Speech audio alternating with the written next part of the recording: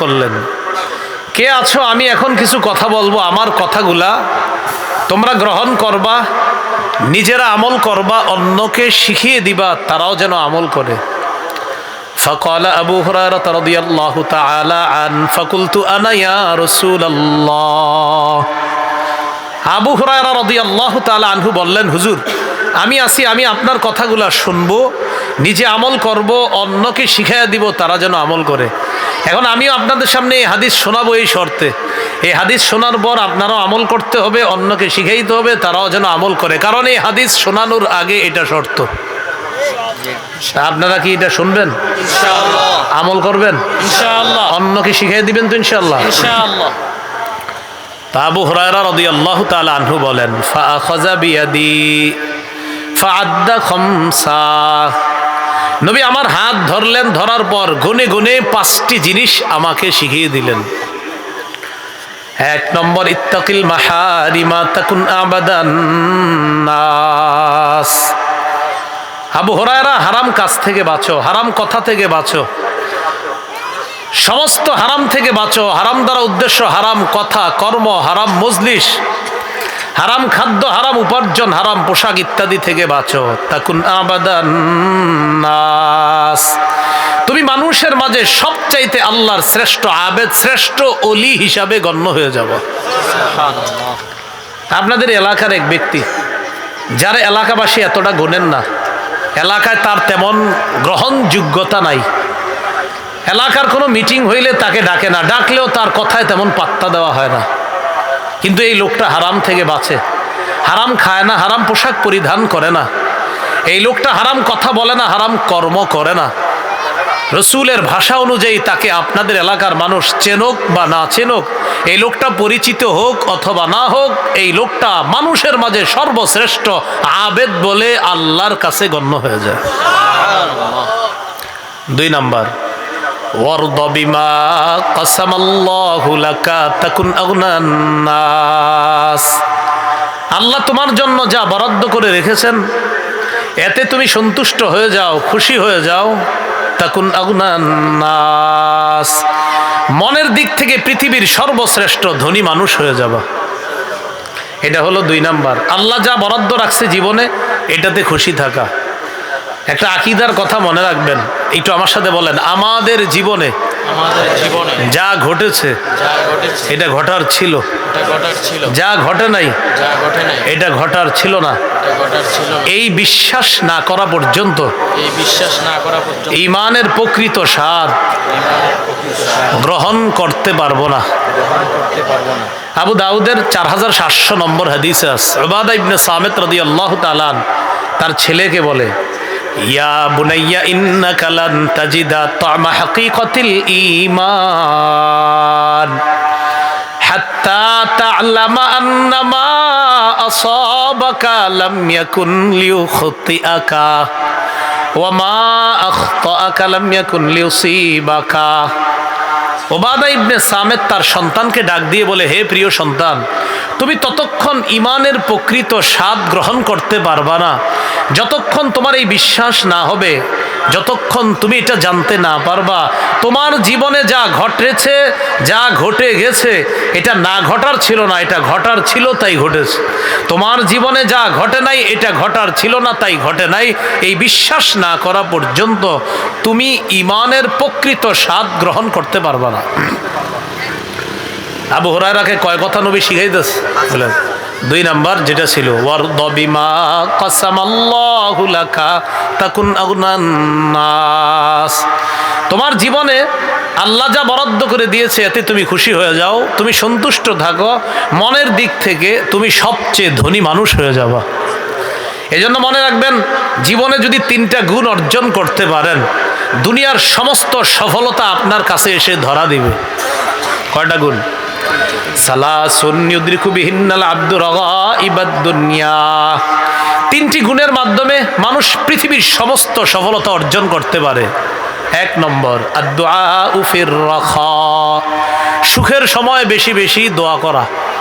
সুখের সময় বেশি বেশি দোয়া করা। আমরা খালি বিপদে বললে বলি আল্লাহ আল্লাহ, সুখের সময় দোয়া করি না। জ্বর হইলে দেখবেন বলে আল্লাহ মাফ করো, আল্লাহ মাফ করো। সুখে আছে যখন, তখন আল্লাহরে ডাকে না। ঠিক। তো সুখের সময় বেশি বেশি আল্লাহর কাছে দোয়া করা। 2 নাম্বার ওয়াসসাবরু ফিল বালা, বিপদে ধৈর্য ধারণ করা। 3 নাম্বার ওয়ার রিজা বিল কাজা, আল্লাহর ফয়সালায় সন্তুষ্ট থাকা। এই 3টা গুণ অর্জন করা। যাই হোক, নবী কয় কথা শিখাইতেছে? 5টা। 1 নাম্বার হারাম থেকে বাঁচো, তুমি শ্রেষ্ঠ আবেদ হবা। 2 নাম্বার আল্লাহ যা বরাদ্দ করেছে এটাতে সন্তুষ্ট থাকো, মনের দিক থেকে সবচেয়ে ধনী মানুষ হয়ে যাবা। 3 নাম্বার ওয়া আহসিন ইলা জারিকা তাকুন মুমিনা, তুমি প্রতিবেশীর সাথে উত্তম আচরণ করো, খাঁটি ইমানদার হয়ে যাবা। 4 নাম্বার ওয়া আহিব্বা লিন্নাস মা তুহিব্বু লিনাফসিকা তাকুন মুসলিমা, তুমি নিজের জন্য যা পছন্দ করো মানুষের জন্য সেটা পছন্দ করবা, খাঁটি মুসলমান হয়ে যাবা। নিজের জন্য যা পছন্দ করো, মুসলমানের জন্য, মুমিনের জন্য, অন্যের জন্য সেটা পছন্দ করবা, খাঁটি মুসলমান হবা। রাস্তা দিয়ে হাঁটতেছেন, পায়ের নিচে একটা ইটের টুকরা লাগছে, কলার ছিলকা লাগছে, কষ্টদায়ক কোনো বস্তু আপনার পায়ে বিদ্ধ হয়েছে, আপনি এই নিয়ত করে সরায়া দিলেন, আমার কোনো মুসলমান ভাই এই ইটের টুকরার আঘাতে তার পাটা আঘাত প্রাপ্ত হতে পারে, আমার কোনো মুসলমান ভাইয়ের পায়ে এই ইটের টুকরাটা বিদ্ধ হতে পারে, কাটা অথবা কলার ছিলকায় আমার কোনো মুসলমান ভাই এখানে পিছলে পড়ে যেতে পারে, এই নিয়তে আপনি কলার ছিলকা, কাটা টুকরা অথবা ইটের টুকরা বা কষ্টদায়ক কোনো বস্তু সরায়া দিলেন। বুখারীর বর্ণনা, গফিরা লাহু মা তাকাদ্দামা মিন জামবি, তার আগের সব গুনাহগুলো মাফ হয়ে যাবে। তো 4 নাম্বার ওয়া আহিব্বা লিন্নাস মা তুহিব্বু লিনাফসিকা তাকুন মুসলিমা, তুমি নিজের জন্য যা পছন্দ করো মানুষের জন্য তা পছন্দ করবা, খাঁটি মুসলমান হয়ে যাবা। 5 নাম্বার ওয়ালা তুকসিরিদ দিহকা ফাইন্না কাসরাতাদ দিহকি তুমিতুল কলবা, আবু হুরায়রা বেশি হাসবা না, বেশি হাসি অন্তর মৃত বানায়া দেয়। অধিক পরিমাণে হাসবা না, বেশি হাসি অন্তরকে মৃত বানিয়ে দেয়। আল্লাহ আমাদের সকলকে এই 5টি উপদেশ আমাদের জীবনে বাস্তবায়ন যেন করতে পারি, অন্যদেরকে যেন আমরা শিখিয়ে দিতে পারি, আল্লাহ তৌফিক দান করেন। তাহলে 1 নাম্বার হারাম কাজ থেকে বাঁচা, 2 নাম্বার আল্লাহর ফয়সালা মেনে নেওয়া, 3 নাম্বার প্রতিবেশীর সাথে উত্তম আচরণ করা, 4 নাম্বার নিজের জন্য যা পছন্দ অপরের জন্য তা পছন্দ করা, 5 নাম্বার অধিক পরিমাণে না হাসা, অধিক পরিমাণে হাসলে অন্তরকে মৃত বানিয়ে দেয়। আল্লাহ আমাদের সকলকে, এই হাদিস থেকে আমাদের মূল উদ্দেশ্য হলো হারাম থেকে বাঁচা। আল্লাহ আমাদের সকলকে হারাম কর্মকাণ্ড, কথাবার্তা, খাদ্য ইত্যাদি থেকে বেঁচে থেকে শ্রেষ্ঠ আবেদ হওয়ার তৌফিক দান করেন। এ হলো আজকের আলোচনার 6 নম্বর কথা। আজকের আলোচনার 7 নম্বর কথা, রাসূলুল্লাহ সাল্লাল্লাহু আলাইহি সাল্লাম বলেন 7টি অপরাধ থেকে বাঁচো, যেই 7 অপরাধ তোমাদেরকে ধ্বংস করে দিবে। বলেন কয় অপরাধ ধ্বংস করবে? 7টা। সহিহ বুখারীর বর্ণনা 2766 নম্বর হাদিস। ক্বালা রাসূলুল্লাহ সাল্লাল্লাহু আলাইহি ওয়াসাল্লাম ইজতানিবুস সাবআল মুবিকাত, তোমরা 7টি ধ্বংসাত্মক অপরাধ থেকে বাঁচো। ক্বালু ওয়া মা হুন্না ইয়া রাসূলুল্লাহ, সাহাবীরা প্রশ্ন করলেন এই 7টি অপরাধ কি? নবী বললেন 1 নাম্বার আশ-শিরকু বিল্লাহ, আল্লাহর সাথে শিরিক করা। বলেন তো 1 নাম্বার অপরাধ কি? আমার সাথে বলেন, জীবনে কিছু করি আর না করি, শিরিক যেন না করি। বলেন জীবনে কিছু করি আর না করি, কি যেন না করি? শিরিক করা যাবে না। সহিহ বুখারীর 1237 নম্বর হাদিসের বর্ণনা, জিবরিল আমিন রাসূল সাল্লাল্লাহু আলাইহি সাল্লামকে বলেন, বাশশির উম্মাতাকা আন্নাহু মান মাতা মিন উম্মাতিক লা ইউশরিকু বিল্লাহি শাইআ দাখালাল জান্নাহ। নবী, আপনি আপনার উম্মতকে সুসংবাদ দেন, আপনার উম্মত যদি এমন অবস্থায় মারা যায় যে সে শিরিক করে নাই, পিওর ঈমান সরিষার দানা পরিমাণও যদি হয়, একদিন সে জান্নাতে প্রবেশ করবে। তাহলে বলেন তো, জীবনে কিছু করি আর না করি, ভুলেও যেন কি না করি। আল্লাহ আমাদেরকে হেফাজত করেন। কয় অপরাধ ধ্বংস করে? 1 নাম্বার শিরিক করা। 2 নম্বর ওয়াসসিহরু, জাদু করা। জাদু করা এটা করবেন না। কোনো পরিবারকে জাদু করবেন না, কোনো মানুষকে জাদু করা যাবে না, কাউকে কুফরি করা যাবে না, জাদু করা যাবে না। আমাদেরকে যেন কেউ জাদু করতে না পারে, এজন্য বলেন ফজরের পর, মাগরিবের পর কুল হু আল্লাহ 3 বার, ফালাক 3 বার, নাস 3 বার, জোহর আসর এশার পর কুল হু আল্লাহ 1 বার, ফালাক 1 বার, নাস 1 বার। বলেন তো এশার পর কয়বার করে? এশার পরে কয়? 3 বার। এশার পরে, আসরের পরে, জোহরের পরে, মাগরিবের পরে, ফজরের পরে। বলেন বিছানায় গিয়ে ঘুমের আগে কুল হু আল্লাহ 3 বার, ফালাক 3 বার, নাস 3 বার পড়ার পর এইভাবে বলেন, এইভাবে হাত খোলেন, বলেন এইভাবে ফু দিব, ফু দেন, হাতে ফু দেন। ফু দেওয়ার পর বলেন শুধু সামনের অংশে এইভাবে মুছে দিবেন। বুঝে আসছে? তাহলে আর কেউ জাদু টোনা করতে পারবে না। এই আমলটা সবাই করবেন ইনশাল্লাহ। বলেন খাবার খেতে ভুলে গেল, এই আমলটি ভুল করব না। তাহলে আপনাদের সাথে কখনো দেখা হইলে আমি জিজ্ঞাসা করব, আপনারা কেউ আমলটা করছেন? বলবেন জি জি। যদি বলি খাইছেন, বলবেন ভুলে গেছি। খানার কথা বলবেন মনে নেই, কিন্তু আমলটা জিজ্ঞেস করলে বলবেন মনে আস। বলেন ইনশাআল্লাহ। তাহলে কয়টা অপরাধ ধ্বংস করে? 1 নাম্বার শিরিক, 2 নাম্বার সেহের জাদু, 3 নাম্বার ওয়াকাতলুন নাফসিল্লাতী হারামাল্লাহু ইল্লা বিল হক, অন্যায়ভাবে কাউকে হত্যা করা। অন্যায়ভাবে কোনো পশু পাখিকেও আমরা হত্যা করব না। একটা চড়ুই পাখি গাছে বসে রয়েছে, এটারে ইট মাইরা ফেলেন না, গুলি করে মাইরা ফেলবেন না, গুলাল মাইরা ফেলবেন না।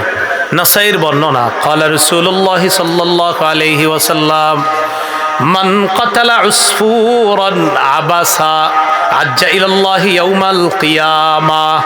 কেউ যদি একটা চড়ুই পাখিকে অনর্থক হত্যা করে, এই চড়ুই পাখি কিয়ামতের ময়দানে আল্লাহর কাছে মামলা করবে। আল্লাহকে বলবে ইন্না ফুলানান কাতালানি আবাসা, আল্লাহ অমুকে আমাকে অনর্থক হত্যা করেছে। ওয়ালাম ইয়াকতুলনি লিমানফাআ, আমাকে কোনো উপকারে হত্যা করে নাই। সে যদি আমাকে বিসমিল্লাহ বলে জবাই করে খাইতো ঠিক ছিল, কারণ আমাকে তার জন্য হালাল বানাইছেন। বাবুদ সে এটা করে নাই, আমি গাছে বসা ছিলাম, অমুক জায়গায় বসা ছিলাম, আমারে সে অন্যায়ভাবে হত্যা করছে, আমার কোনো অপরাধ ছিল না। তাহলে পশু পাখিকে অন্যায়ভাবে হত্যা করা যদি হারাম হয়, মানুষ হত্যা করা কি? আর কোনো মুমিনকে হত্যা করা? আল্লাহ আমাদেরকে হেফাজত করেন। 4 নাম্বার অপরাধের কথা কি বলবো? সম্ভবত আপনাদের এলাকায় নাই, বাকি আমি বলে যাই, যদি থাকে ভবিষ্যতে ইনশাল্লাহ এই অপরাধ থেকে আমরা সবাই মিলে আমাদের এই সমাজকে আমরা মুক্ত করবো। বলেন ইনশাআল্লাহ। তাহলে বলি, হ্যাঁ, ওয়া আকলুর রিবা, সুদ খাওয়া। কি খাওয়া? এটা কয় নাম্বার? 4 নাম্বার, সুদ খাওয়া। কি খাওয়া? সুদ খাওয়া। বলেন সুদ নিব না, সুদ দিব না, সুদের কারবার লেখব না, সুদের সাক্ষী হব না। আবার সুদ দিব না, সুদ নিব না, সুদের কারবার লেখব না, সুদের সাক্ষী হব না। নাসাইর বর্ণনা 5103, 5104 নম্বর হাদিসের বর্ণনা। عن علي بن أبي طالب رضي الله تعالى عنه أن رسول الله صلى الله عليه وسلم لعن آكل الربا وموكلا وكاتبا وشاهدا। لعن آكل الربا, যে সুদ খায়, ওয়ামুকিলা, যে সুদ দেয়, ওয়াকাতিবা, যে সুদের কারবার লেখে, ওয়াশাহিদা, যে সুদের সাক্ষী দেয়। 4 শ্রেণীর উপর আল্লাহ নবীর 24 ঘন্টা অভিশাপ চলে। তাহলে 4 নাম্বার অপরাধ সুদ খাওয়া। আল্লাহ আমাদেরকে হেফাজত করেন। 5 নম্বর ও আকলু মালিল ইয়াতীম, এতিমের সম্পদ অন্যায়ভাবে ভক্ষণ করা। আল্লাহ বলেন ইন্নাল্লাযীনা ইয়াকুলুনা আমওয়ালাল ইয়াতামা যুলমা ইন্নামা ইয়াকুলুনা ফি বুতুনিহিম নারা ওয়া সায়াসলাউনা সাঈরা। 4 পারা 17 নম্বর পৃষ্ঠা একদম শেষে আল্লাহ বলেন, নিশ্চয়ই যারা এতিমের সম্পদ অন্যায়ভাবে পেটে ঢুকায় তারা পেটের মধ্যে আগুন খায়। তো এক অংশ আমি, বাকি অংশ আপনারা। এতিমের সম্পদ যারা খায় কি খায়? বলেন, এতিমের সম্পদ যারা খায় কি খায়? তাহলে আপনি আপনার বড় ভাইয়ের সম্পত্তিগুলা ভাতিজার কলমের খোসায় যে নিয়ে নিছেন ভাতিজার থেকে, এটা এতিমের সম্পদ খাইছেন। আল্লাহর কাছে দাঁড়ানোর জন্য তৈরি থাকেন।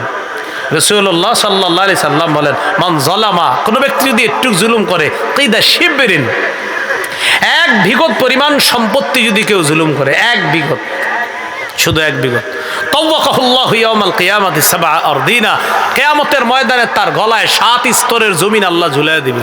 খাও জমিন খাও, অনেক স্বপ্ন তো, খাইতে থাকো। আল্লাহ আমাদেরকে হেফাজত করেন। 6 নম্বর, ওয়াত্তাওয়াল্লি ইয়াউমাজ জাহফি, জিহাদের ময়দান থেকে পলায়ন করা। জিহাদের নিয়ত আসেনি সবার? কার কার আছে? নামান হাত। এবার আমার সাথে বলেন, বলেন জিহাদ এবং সন্ত্রাস সম্পূর্ণ আলাদা। সন্ত্রাস অপবিত্র, জিহাদ পবিত্র। মক্কার 13 বছর কাফেররা যা করেছে এটা সন্ত্রাসী। কাবা চত্বরে উকবা ইবনে আবি মুআইদ নবীর গলায় চাদর পেঁচায়া নবীকে ফাঁসি দিয়ে হত্যা করার চেষ্টা করা, এটা সন্ত্রাসী। কাবা চত্বরে সেজদা অবস্থায় নবীর কাঁধের উপর ওটের নারী বুড়ি প্রস্রাব, গোবর ইত্যাদি দিয়ে দেওয়া, এটা সন্ত্রাসী। আবু বকর সিদ্দিক, বেলাল, আম্মার, ইয়াসির, সুমাইয়া, খাব্বাব, তাদের উপর জুলুম নির্যাতন করাটা ছিল সন্ত্রাসী কর্মকাণ্ড। এভাবে সন্ত্রাসী কাজ চললো, বলেন 13 বছর। এই সন্ত্রাসকে প্রতিহত করার জন্য সূরা হজের 39 নম্বর আয়াতের মাধ্যমে জিহাদের বিধান আল্লাহ দিয়েছেন। এমনি আমরা না বুঝানোর কারণে পাবলিক বিষয়টা বুঝতে চায় না। জিহাদ শুনলে মুসলমান কয় ইন্না লিল্লাহ, কি কয়? তো সন্ত্রাসী কর্মকাণ্ড যে 13 বছর করলো, ইসলাম বিদ্বেষীরা দেখবেন নবীর 10 বছরের মদিনার জিন্দিগিটা খালি বলে। আপনি বলবেন, প্রিয় ভাইয়া, নাস্তিক ভাইয়া, আগে 13 বছরের জীবনীটা বলেন। কারণ 13 বছর যা করছে সব তো এখন দুস্তরা করছে, সন্ত্রাসী কর্মকাণ্ড করছে, এটা বলবে না। 10 বছরের জীবনীটা বইলে আপনারে বুঝাবে, হ্যাঁ এটা কোনো কথা। এইভাবে নবীজি সাহাবায়ে কেরামদেরকে নিয়ে জিহাদে যাওয়া নাস্তিকরা আপনার এটা বুঝাবে, তখন আপনি বলবেন ঠিক আছে, আপনি 10 বছরের আগের 13 বছরটা একটু শোনান আমাদেরকে। এটা শোনাবে না, কারণ ওই 13 বছর তাদের যে দুস্তরা আছে সন্ত্রাসী আবু জাহেল সহ এই নাস্তিকদের বন্ধুরা যত সন্ত্রাসী কর্মকাণ্ড করেছে 13 বছর, ওই 13 বছর তারা যদি বলে তো নাস্তিকরা ধরা খেয়ে যাবে। সেটা বলে না, বলে কি 10 বছর। তা আপনি বলবেন নবুয়তের জিন্দিগি তো 23 বছর, 10 হঠাৎ বলেন কেন? আগের 13টাও বলেন। সূরা হজের 39 নম্বর আয়াতে আল্লাহ বিধান দিলেন, উযিনা লিল্লাযীনা ইউকাতালুনা বিআন্নাহুম যুলিমু, যাদেরকে আক্রমণ করা হয়েছে এখন তাদেরকে জিহাদের অনুমতি দেওয়া হলো, কারণ তারা মাজলুম, তাদেরকে জুলুম করা হয়েছে। ওয়া ইন্নাল্লাহা আলা নাসরিহিম লাকাদির, আল্লাহ তাদেরকে সাহায্য করতে সক্ষম। আল্লাযীনা উখরিজু মিন দিয়ারিহিম, কয় তারা কারা? যাদেরকে তাদের ঘর থেকে বের করে দেওয়া হয়েছে বিগাইরি হক, অন্যায়ভাবে। তো সাহাবায়ে কেরামকে অন্যায়ভাবে বের করে দেওয়া হয়েছে না, বলেন? এই জন্য আপনারা যারা নবীর জীবনীটা পড়বেন, গোটা 23 বছরটা পড়তে হবে। যদি নবুয়তি জীবনীটা আর কি আপনার যদি পড়েন, যে রাসূল সাল্লাল্লাহু আলাইহি সাল্লামের নবুয়ত প্রকাশ যখন আল্লাহ ঘটাইলেন 40 বছর বয়সে, এরপর থেকে আপনি প্রথম 13 বছরটাও পড়তে হবে মন দিয়ে, এরপর আপনি 10 বছর পড়বেন, এই মোট 23 বছর। তখন দেখবেন ইসলামের কোনো বিধানের ব্যাপারে আপনার ভিতরে আর অ্যালার্জি কাজ করবে না। আর নাস্তিকও যদি বুঝার নিয়তে এইগুলা পড়ে, ইনশাল্লাহ ও হেদায়েত পাবে ইনশাল্লাহ। কিন্তু ওর তো নিয়ত হলো ইসলামের বিরোধিতা করা। ওর নিয়ত কি? যে ইসলামের বিরোধিতা করা, এটাই নিয়ত। কেউ যদি ইসলাম বুঝার জন্য গোটা 23 বছরটা পড়াশোনা করে ভালো করে, সে যদি ইসলাম গ্রহণ নাও করে, এটা বলতে বাধ্য হবে যে মুহাম্মদ সাল্লাল্লাহু আলাইহি সাল্লামের চেয়ে শ্রেষ্ঠ শান্তি প্রিয় মানুষ পৃথিবীতে আর কেউ নেই। সে বলতে বাধ্য হবে। খালি 10 বছরে শুরু করে দেন, আগের 13 বছর বলে না। তো বলে না, যেহেতু এটা বলার দায়িত্ব আমাদের, বলতে হবে আমরা, বুঝেন না? এই যে আমি একটা নিয়ম শিখাইলাম না আপনার, এইভাবে 13 বছর, এইভাবে আপনি আপনার চাচারে বুঝাইবেন, আপনার আম্মারে বলবেন 13 বছর এইভাবে জুলুম করছে, নবীর গলায় ফাঁস লাগায় হত্যা করার চেষ্টা করছে। এগুলা যখন বুড়ারে বলবেন, মুরব্বীও বলবে, কও কি, এটা তো ঠিক করে নাই কামটা, বলবেন হ্যাঁ, এই আকামকে ঠিক করার জন্য আল্লাহ পাক রব্বুল আলামিন পবিত্র বিধান জিহাদ দিস। তখন দেখবেন মুরব্বীও বুঝবে, হ্যাঁ দেহাত তো তাহলে দরকার। মনে আসেনি আলোচনা কি? 7টা অপরাধ ধ্বংস করে 6 নাম্বার হলো জিহাদের ময়দান থেকে পলায়ন করা। আল্লাহ কখনো তৌফিক দিলে আমরা পালাবো না ইনশাআল্লাহ। 7 নাম্বার ওয়াকযফুল মুহসানাতিল মুমিনাতিল গাফিলাত, সতী সাদী মুমিন নারীর উপর মিথ্যা অপবাদ দেওয়া। এই 7টি অপরাধ আমাদেরকে ধ্বংস করে। তাহলে অপরাধ বিষয়ে 7টা কথা বললাম, খুব মন দিয়ে শোনেন। 1, প্রকাশ্য পাপ গোপন পাপ ছেড়ে দাও, সূরা আনাম 120 নম্বর আয়াত। 2, প্রকাশ্য অশ্লীলতা গোপন অশ্লীলতার কাছেও যেও না, সূরা আনাম 151 নম্বর আয়াত। 3, আমার রব প্রকাশ্য অশ্লীলতা গোপন অশ্লীলতা হারাম করেছেন, সূরা আরাফ 33 নম্বর আয়াত। 4, কবিরা গুনাহ থেকে বাঁচো, আল্লাহ সগীরা গুনাহ মাফ করবে, সূরা নিসা 131 নম্বর আয়াত। 5, কবিরা গুনাহ করব না, সগীরা গুনাহ থেকেও সর্বোচ্চ বেঁচে থাকার চেষ্টা করব। এই ব্যাপারে ইবনে মাজাহ, মুসনাদ আহমদ, বুখারী সহ অনেকগুলো হাদিস শুনেছিলাম আমরা। 6, গুনাহ ছেড়ে দিয়ে আল্লাহর শ্রেষ্ঠ আবেদ হব, তিরমিজি 2305 নম্বর হাদিস। 7, 7টি অপরাধ আমাদেরকে ধ্বংস করে। আল্লাহ আমাদের সকলকে প্রকাশ্য গোপন সব ধরনের পাপ থেকে বাঁচার তৌফিক দান করেন। গুনাহ থেকে বাঁচার উপায় কি? 1 নাম্বার উপায় বলেন, খাঁটি তওবা করা। বলেন তাওবায়ে নাসুহা করা। 28 পারা 20 নম্বর পৃষ্ঠা, সূরা তাহরিমের 8 নম্বর আয়াত। আল্লাহ বলেন, ইয়া আইয়ুহাল্লাযীনা আমানু তুবু ইলাল্লাহি তাওবাতান নাসুহা। হে ঈমানদারগণ, তোমরা আল্লাহর কাছে তওবা করো, তাওবাতান নাসুহা, খাঁটি তওবা।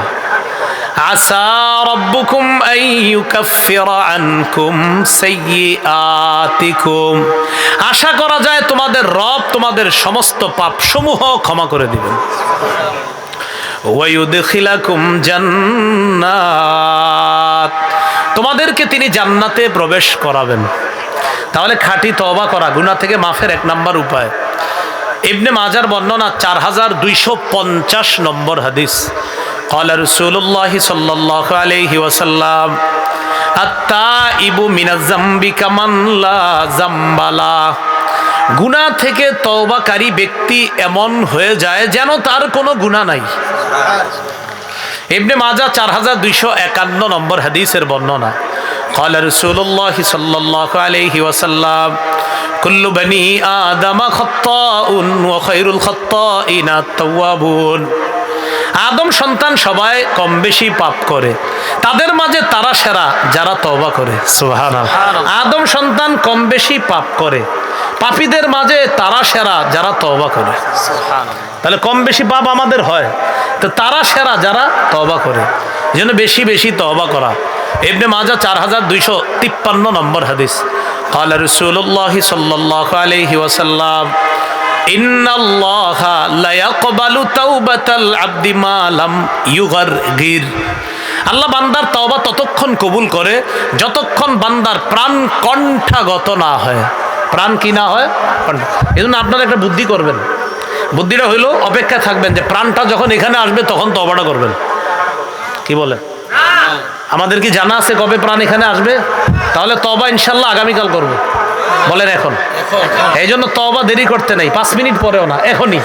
এই জন্য মনে মনে সবাই তওবা করে নেন, বাস তওবা হয়ে যাবে। কারণ ইবনে মাজার 4252 নম্বর হাদিসে আসছে, নাদামু আত-তাওবা, অনুতপ্ত হওয়াটাই তওবা। অনুতপ্ত হওয়াটাই তওবা। মনে মনে সবাই অনুতপ্ত হয়ে গেছি না বলেন, বাস এটাই তওবা হয়ে গেছে। আল্লাহ আমাদেরকে গুনাহ থেকে হেফাজত করেন। আমিন। তিরমিজির একটা হাদিস শোনেন, 3538 নম্বর হাদিস। তিরমিজিতে হাদিসটা ছোট, বুখারী মুসলিমে হাদিসটা অনেক বড়। ছোটরা শুনবেন না বড়রা? হ্যাঁ, আচ্ছা তাহলে বড়টাই বলি। দেখেন, রাসূলুল্লাহ সাল্লাল্লাহু আলাইহি সাল্লাম হাদিসের মধ্যে বলেন, এক ব্যক্তি সফরে বেরোইছে, কোথায়? সফরে বের হয়েছে। সফরে বের হওয়ার পর তার সাথে খানা আছে, পানি আছে, বাহন আছে। সফর করতে করতে এক জায়গায় সে ক্লান্ত, বিশ্রাম নেওয়ার জন্য নামছে। নামার পর ওই ব্যক্তি হঠাৎ তার চোখ লেগে গেছে, ঘুমায় গেছে। ঘুম থেকে উঠা দেখে তার বাহন নাই, খানা নাই, পানি নাই, টাকা পয়সা যা আছে, সফরের সরঞ্জামাদি সব গায়েব হয়ে গেছে। মনটা কতটা খারাপ। এই ব্যক্তি চিন্তা করলো, আমি এখন কি করব? বাড়িতে ফিরে যাব, না যেখানে সফরের উদ্দেশ্যে রওনা করলাম সেখানে যাব? যদি আমি বাড়িতে ফিরে যাই তাহলে আমার পৌঁছা সম্ভব না, কারণ এই পরিমাণ সরঞ্জামাদি আমার কাছে নাই, না খায়া মারা যেতে হবে। আবার যেখানে রওনা করেছি সেখানেও বসতে পারবো না, সেখানে যাইতে যাইতেও না খেয়ে মারা যেতে হবে। অতএব এই জায়গায় বসেই মরে যাই, এটাই ভালো। তো তিনি আবার ওখানে বসছে, মানে না খাইতে না খাইতে এখানেই মরবে, এই নিয়তে বসছে। বসার পর চোখ লেগে গেছে। আবার চোখ লাগার পর আবার হঠাৎ চোখ খুইলা দেখে কি তার বাহন, তার খানা পানি, হারিয়ে যাওয়া ওই বাহন, খানা পানি, রসদপত্র যা আছে, সফরের সরঞ্জামাদি সব উপস্থিত হয়ে গেছে। কেমন খুশি হয়েছে বলেন? হাদিসে নবীজি বলেন বিশিদ্দাতিল ফরহি, খুশির অতি সহ্যে। কি বলছে? খুশির অতি সহ্যে। বিবারিয়া যেহেতু কুমিল্লার আশেপাশেই, তার মানে বিবারিয়ার আপনারাও বুঝবেন। আমাদের কুমিল্লা নোয়াখালী আর চাঁদপুর কয় খুশির ঠেলায়, আপনারা কি করেন? তাহলে তো ঠিক আছে। তো বিশাদ্দিতিল ফারহির সুন্দর বাংলা হলো খুশির অতি সহ্যে, আর আমগো বাংলায় খুশির ঠেলায়। তো নবীজি বলেন খুশির অতি সহ্যে বা খুশির ঠেলায় ওই বান্দা আল্লাহরে বলে, আল্লাহুম্মা আনতা আবদি ওয়া আনা রব্বুক। আল্লাহ আপনি আমার বান্দা, আমি আপনার রব। হয়েছে কথাটা? খুশির কারণে মুখ দিয়ে কি বলছে আর মাথা ঠিক নেই। নবীজি বলেন আসলে এটা তার মনের কথা না, তো এটা তার মুখের কথা। তার মনের কথাটা হলো এমন, আল্লাহ আপনি আমার রব, আমি আপনার বান্দা। এটা বলতে গিয়ে বলে ফেলছে আল্লাহ আপনি আমার বান্দা, আমি আপনার রব। আসলে হে এত খুশি, কি যে বলছে তার মাথা না ঠিক নাই। রাসূল বলেন লাল্লাহু আফরাহু বিতাওবাতি আহাদিকুম মিন আহাদিকুম বিদাল্লাতিহি ইযা ওয়াজাদাহা। তোমাদের কেউ হারিয়ে যাওয়া বাহন ফিরে পাওয়ার পর যেই পরিমাণ খুশি হয়, কোন বান্দা তওবা করলে এর চাইতে কোটি গুণ বেশি আল্লাহ খুশি হয়। তাহলে তওবা কখন? আগামীকাল। আল্লাহ আমাদেরকে বেশি বেশি তওবা করার তৌফিক দান করেন। গুনাহ মাফের 1 নাম্বার উপায় জানলাম আমরা, তওবা করা। 2 নাম্বার উপায় গুনাহ থেকে পরিত্রাণের, বলেন ইস্তেগফার পাঠ করা। কি পাঠ করা?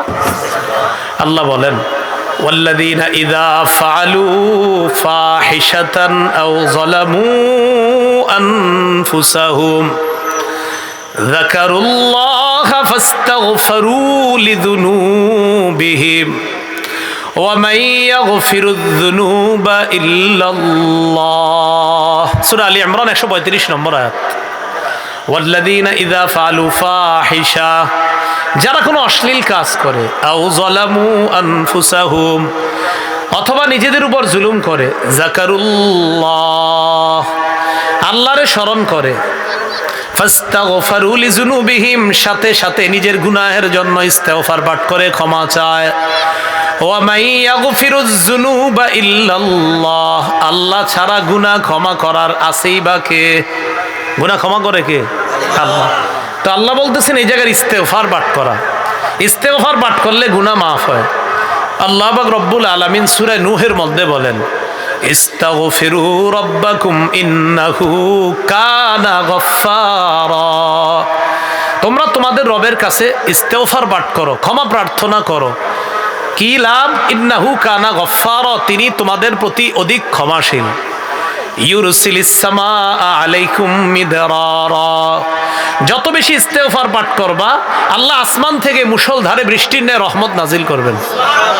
3 নাম্বার ওয়ায়ুমদিদকুম বিআমওয়াল, সম্পদের দরকার, ইস্তেগফার পাঠ করেন আস্তাগফিরুল্লাহ আস্তাগফিরুল্লাহ। আল্লাহ বলেন ওয়ায়ুমদিদকুম বিআমওয়াল, তোমাদেরকে তোমাদের রব সম্পদ দ্বারা সাহায্য করবেন যদি ইস্তেগফার পাঠ করো। ওয়া বানিনা, সন্তান নাই, এখানে সেখানে না দৌড়াইয়া ইস্তেগফার পাঠ করেন। কি বললাম আবার বলেন? সন্তান না থাকলে এখানে সেখানে, আবার বলেন এখানে সেখানে, কিসের জন্য? সন্তানের জন্য। এখানে সেখানে না দৌড়াইয়া ইস্তেগফার পাঠ করেন।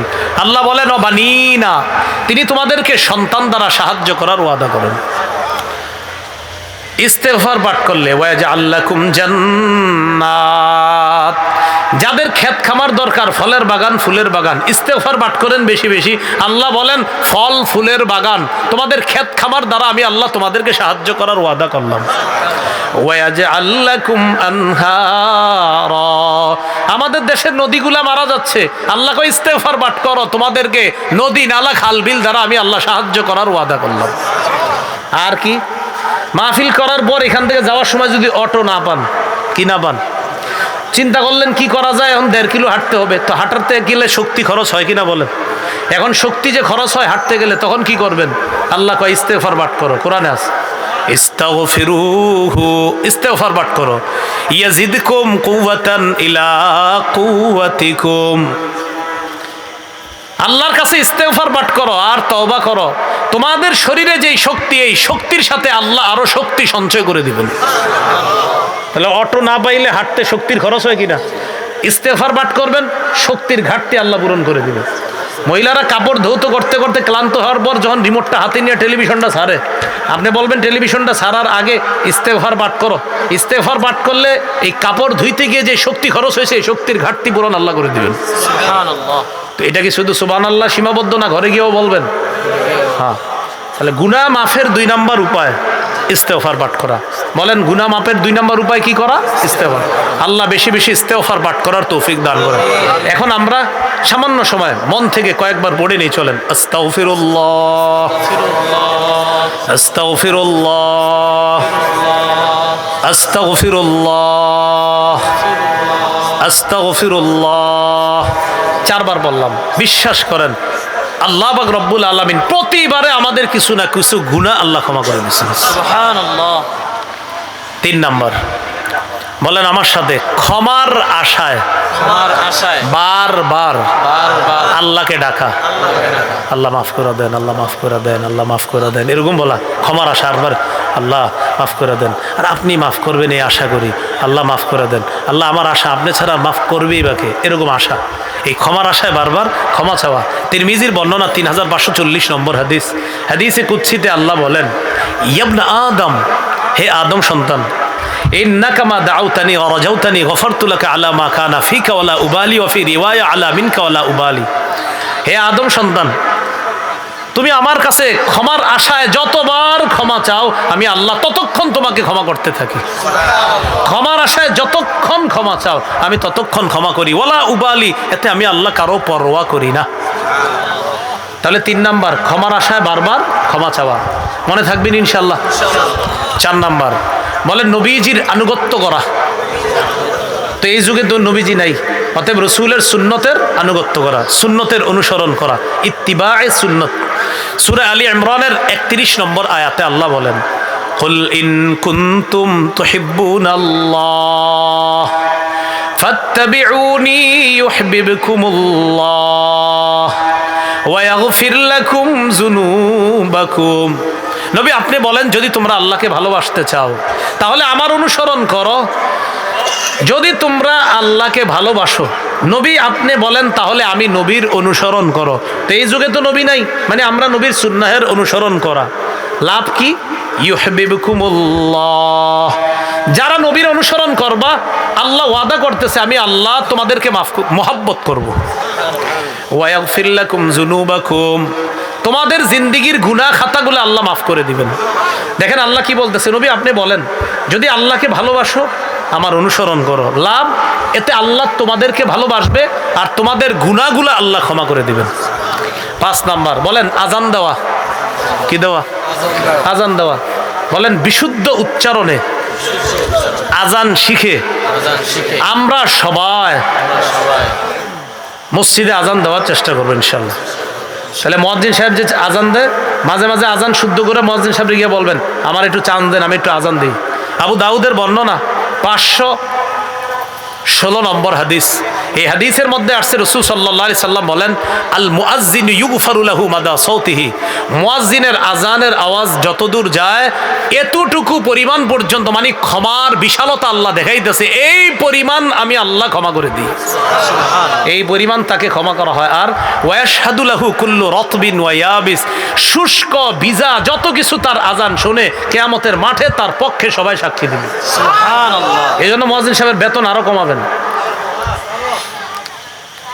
3000 6000, মানে মুয়াজ্জিন সাহেবের বেতন একদম দিতে চায় না। মুয়াজ্জিন সাহেব মানে কি, মানে আবার অনেকের মুয়াজ্জিনের চাকরি করে এটা বলতে চায় না। কি করেন, বলে না যে আমি মুয়াজ্জিন, এটা বলে না, মানে লজ্জা পায়। আপনি লজ্জা পান মানে?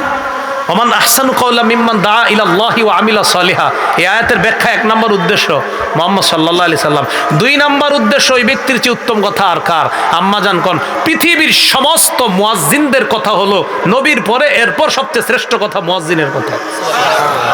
মুয়াজ্জিন কি বলে? হাইয়া আলাস সালাহ হাইয়া আলাল ফালাহ।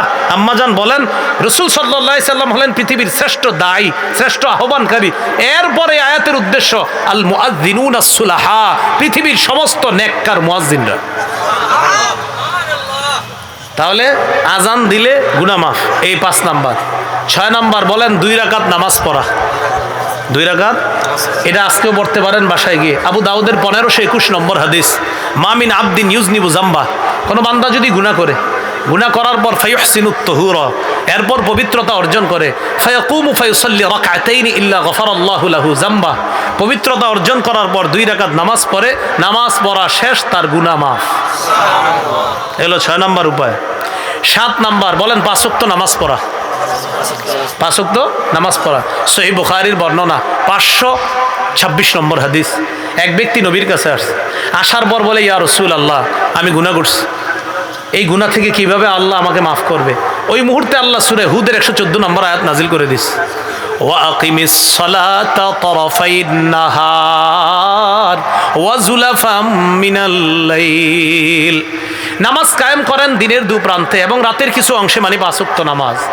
ইন্নাল হাসানাতি ইউযহিবনাস সাইয়্যাত, পুণ্য পাপকে মিটিয়ে দেয়, পুণ্য পাপকে মিটিয়ে দেয়। এই জায়গায় পুণ্য দ্বারা উদ্দেশ্য নামাজ পাপকে মিটিয়ে দেয়।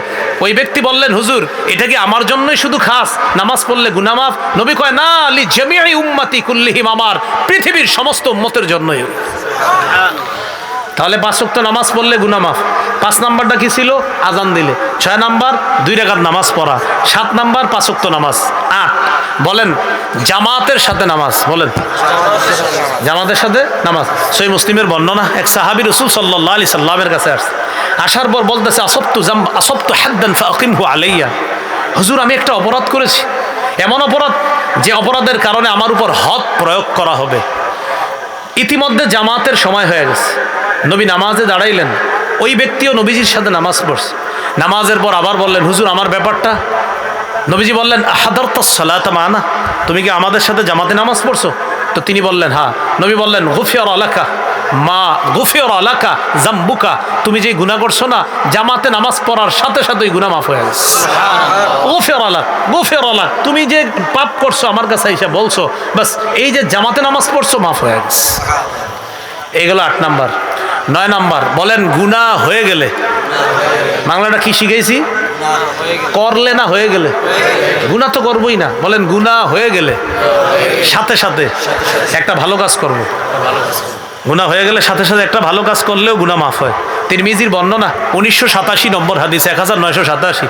আবু যর গিফারি রাদিয়াল্লাহু তাআলা আনহুকে আল্লাহ রাসূল সাল্লাল্লাহু আলাইহি সাল্লাম বলেন, ইত্তাকিল্লাহা হাইসুমা কুনতা ওয়া আতবি'স সাইয়্যাতাল হাসানাতা তামহুহা। আবু যর, তুমি যেখানে থাকো আল্লাহকে ভয় করো, গুনাহ হয়ে গেলে সাথে সাথে একটা ভালো কাজ করবা, এই ভালো কাজটা তোমার গুনাহটাকে মিটিয়ে দিবে। আবু যর, যেখানে থাকো আল্লাহকে ভয় করো, গুনাহ হয়ে গেলে সাথে সাথে একটা ভালো কাজ করবা, তোমার ভালো কাজটা গুনাহকে মিটিয়ে দিবে। এই গেল 9 নম্বর। 10 গুনাহ মাফের উপায়। বলেন জিকিরের মজলিসে বসা, এই যে জিকিরের মজলিসে বসে আছেন, এটাই জিকিরের মজলিস। সহিহ বুখারীর বর্ণনা 6508 নম্বর 6408 নম্বর হাদিস। এই হাদিসের মধ্যে আসছে আমাদের এই মজলিসটাকে ফেরেশতারা বেষ্টন করে রাখছে, একদম আসমান পর্যন্ত চলে গেছে। আসমান পর্যন্ত যাওয়ার পর আল্লাহর সাথে কথোপকথন হয় লম্বা। সর্বশেষ আল্লাহ বলেন, ইশহাদু আন্নী কাদ গাফারতু লাহুম, সাক্ষী থাকো এই মজলিসের মানুষগুলাকে আমি আল্লাহ মাফ করে দিলাম। তো জিকিরের মজলিস, কোরআন হাদিসের কথা যেখানে বলা হয় এটাও জিকিরের মজলিস। 11 নাম্বার জিকির করা। বলেন তো 10 কি ছিল? মজলিসে বসা। 11 জিকির করা। সহিহ বুখারীর বর্ণনা 6405 নম্বর হাদিস। এই হাদিসে আসছে, মান ক্বালা ফিল ইয়াউমি, যে ব্যক্তি একদিনে বলে মিয়াতা মাররা 100 বার সুবহানাল্লাহি ওয়া বিহামদি, যে ব্যক্তি দিনে 100 বার বলে সুবহানাল্লাহি ওয়া বিহামদি, হুত্তাত খাতায়া ওয়া ইন কানাত মিসলা জাবাদিল বাহরি, সমুদ্রের ফেনা পরিমাণ গুনাহ থাকলেও মাফ। সুবহানাল্লাহ বিহামদি কয়বার বললে? 100 বার। এই হলো জিকির করা। তাহলে আজকের আলোচনাটা 2 অংশে হলো। প্রথম অংশে পাপ, দ্বিতীয় অংশে পাপ থেকে বাঁচার উপায়। পাপ সম্পর্কে 7টা কথা জানলাম, পাপ থেকে বাঁচার 11টা উপায় জানলাম। আল্লাহ আমাদের সকলকে যে কথাগুলো শুনলাম বললাম, পাপ থেকে যেন আমরা সবাই মুক্ত হয়ে জান্নাতে একসাথে আবার দেখা করতে পারি, আল্লাহ তৌফিক দান করেন। যাদের মিম্বরের আমানত লাগবে, ওরা এখানে মিম্বরের আমানত নিয়ে এসেছে আমার সংকলন করা। এটা যাদের লাগবে আপনারা সংগ্রহ করে নিতে পারেন, অনলাইন থেকেও সংগ্রহ করা যায়। প্রথম খণ্ডে সন্তানের 64টা অধিকার। যারা নেবেন তাদের ব্যাপারে প্রতি আমার আবদার থাকবে, এই সন্তানের 64টা অধিকার জামাই বউ পুরো মুখস্থ করে ফেলবেন, প্রথম খণ্ড। দ্বিতীয় খণ্ডে শিরিক বেদাত কুফর তাওহীদ, এটাও লম্বা আলোচনা এখানে। তৃতীয় খণ্ডে হালাল হারাম সম্পর্কে। এই 3 খণ্ড মনে হয় এদের কাছে আছে, ওরা নিয়ে এসেছে। চতুর্থ খণ্ড ওরা আনে নাই, আগামী মাসে পঞ্চম ষষ্ঠ খণ্ড আসবে ইনশাল্লাহ। পঞ্চম খণ্ডের আলোচনা হবে ইসলামের প্রথম ভিত্তি নিয়ে, দ্বিতীয় বা ষষ্ঠ খণ্ডের আলোচনা হবে ইসলামের দ্বিতীয় ভিত্তি নিয়ে। এইভাবে যত খণ্ড মৃত্যুর আগ পর্যন্ত বের করা যায়। দোয়া চাই আল্লাহ পাক রব্বুল আলামিন আমাদের সকলকে যে কথাগুলো শুনলাম বললাম, হ্যাঁ অবশ্যই অবশ্যই, আল্লাহ আমাদেরকে কথাগুলোর উপর আমল করার তৌফিক দান করেন। আমিন ওয়া আখিরু দাওয়ানা আলহামদুলিল্লাহি রাব্বিল আলামিন।